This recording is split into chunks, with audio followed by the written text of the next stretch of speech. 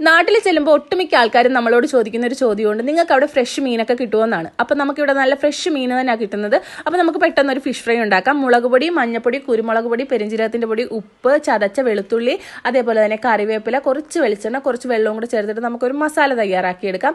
ഞാനിവിടെ എടുത്തിരിക്കുന്ന മീൻ എന്ന് പറയുന്നത് മാന്തലാണ്. അധികം കട്ടിയില്ലാത്ത മീനായതുകൊണ്ട് തന്നെ ഇത് പെട്ടെന്ന് നമുക്ക് ഫ്രൈ ആയി കിട്ടും. അവന്തി ഇടക്ക് വന്നിട്ട് ചോദിക്കുന്നുണ്ട്, അമ്മ സ്പെഷ്യലായിട്ട് എന്താ ഉണ്ടാക്കുന്നതെന്നൊക്കെ ചോദിക്കുന്നുണ്ട്. അപ്പം ഞാൻ മീനിലേക്ക് മസാലയൊക്കെ തേച്ച് വെച്ച് കൊടുത്തു.